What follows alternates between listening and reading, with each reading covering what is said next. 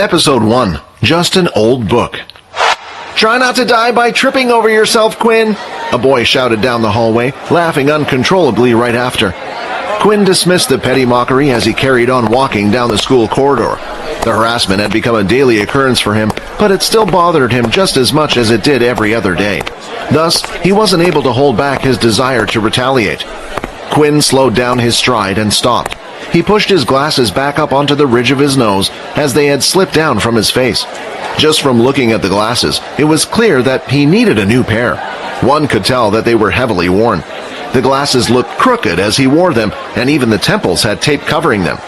He then turned around and immediately raised his middle finger, responding to the slander. "I bet you don't even know how many fingers I'm holding up." Upon hearing the taunt, the boy clenched his fist and started running towards Quinn. "You level 1 piece of crap! When are you going to learn that you don't belong in this world?" The boy placed both of his hands together, and a green ball of light started to form between them. When he was only a few meters away from Quinn, the boy threw his hands forward, and a green beam shot out from the palm of his hand. Quinn had nowhere to go, and the ray of light was too fast for him to dodge. Hence, he knew that all he could do was grit his teeth and bear the pain. As the light hit him, his body was lifted into the air and sent flying backward onto the far-end corridor wall. "What's going on?" a student among the crowd said. "Are they fighting on the last day of school?" A crowd had immediately formed outside, interested in what the commotion was all about. One of the female students ran over to the wall's damaged part to check on the assaulted student's safety. As the dust started to settle down, Quinn's slightly curly black hair slowly came into view. When the smoke eventually cleared up, the female student finally saw who it was. She instantly backed away and continued on with her business as if nothing happened. The moment that the female student had returned to her friends, he could see that they were laughing at her. "I can't believe you tried to help him." "I didn't see who it was," the girl retorted, her cheeks flushed. After that, Quinn stood up and lifted his glasses that were thrown onto the floor. To his dismay, one of the hinges had fallen off once again. Instead of wearing the worn-out pair, he let it hang. Not again. It was the last day of school for Quinn, so he hoped that someone would do something with him. He was sick and tired of their doings, but he wasn't the type to ignore those either. He had seen people who had chosen to keep their heads down and tolerate the harassment. However, their treatment was far worse than what he received. He didn't bother to stay at school like the rest of the students. He picked up his broken glasses and proceeded to leave school. As he walked past, he saw the students having conversations among themselves in their circles. Some were laughing, while some had tears, thinking it was the last time they would ever see each other again. However, Quinn wasn't a part of any of that, and he didn't want to be. Cliques would not welcome him anyway. He was the weird one. When he finally arrived home, he immediately went to work. Living in a single-bedroom apartment with just enough space to fit a single bed and desk was enough for him. A TV was mounted on the wall, but Quinn would merely use it as a background noise source and didn't watch anything. The apartment was provided to him by the government, since he had no living relatives and was only 16 years of age. On top of his bed was a single suitcase that contained all of his belongings that were neatly packed. He walked towards a cabinet, immediately pulling a drawer open, which accommodated a single book. It was a large and thick hardbound book, weighing about half a kilo. The front cover of the book was in a color that mimicked a lighter shade of blood. In the center, the lonesome fronts of an upper and lower jawbone could be seen, both colored in the swampy shade of brown. The upper jaw sort of had 4 separated fangs. Meanwhile, the lower one had 2 sharp teeth on the 2 far ends on the overhead and 5 evenly spaced underneath. "Let's try again today," Quinn said as he lifted the book and placed it on top of the desk. He then quickly went to his bag to pull out a little test tube that was half filled with a colorless liquid. "Test 112, hydrochloric acid. Let's see how it goes." He then started to slowly pour the liquid out of the test tube onto the book. "So far, there is no reaction." He proceeded to continue to pour all of the test tube contents on the book, but there was no reaction at the end of his experiment. Carefully, he examined the book while jotting down the results in his notebook, seeing if there was any damage done, yet the book looked the same as always. "Another failure. Why won't you open? Why did Mom and Dad even have this thing?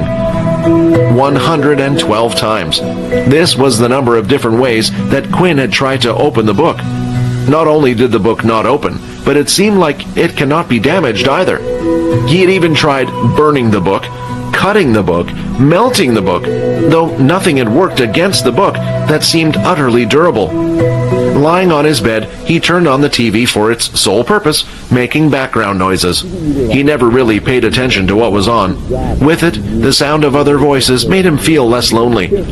Upon turning on, the TV displayed an ongoing news show. The peace treaty with the Dalkey race has lasted for 5 years now, but officials are saying that tension is rising once again. Now we must prepare for another war. The mention of war had always been shown on the TV non-stop, ever since a certain day 30 years ago. The human race received a visit from the so-called Dalkey.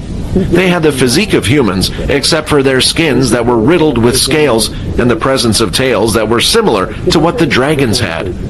With no real clue of why they had suddenly appeared, they immediately demanded that the human race hand over their resources and wanted to use them as slaves. Of course, the humans decided to fight back, but they quickly found out that their modern technology was useless against them. Bullets couldn't penetrate their skin, and as for tanks, well, Dalkey had airships. Every individual, disregarding the gender, was told to fight for their planet, and that included Quinn's parents. The war went on for years, so he grew up not knowing what his parents looked like. When the humans were on the brink of defeat, a select group of people came forward. These people had special abilities. They began sharing their knowledge of how they obtained such power in hopes of turning the tide in the war, and thankfully, it worked. Even so, the Dalkey were still strong, and a seemingly endless stalemate led to the peace treaty signed 5 years ago.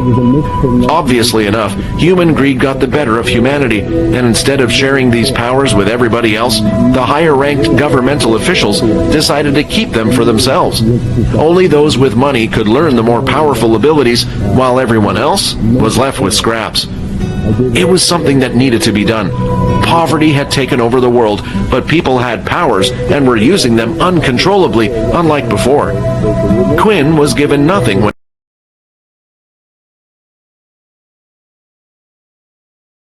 that was it. When his parents died, him being at the age of 10, an agent appeared at his doorstep and handed him a book. He was told that it was the only thing that his parents possessed, one that they passed down when they died. "Why is the world so unfair?" he uttered, lamenting about his situation. Getting out of his bed, he started sauntering towards his desk. He picked up his glasses that were still slightly broken and decided that he needed to fix them. He noticed that one of the lenses was slightly out of place, and he tried to punch it back into its frame. "Come on, just get in!" he shouted as he tried to forcefully fix the glasses. The frustration he had been bottling up was on his face as he struggled furiously with the lens. Unfortunately, the lens suddenly crumbled into pieces.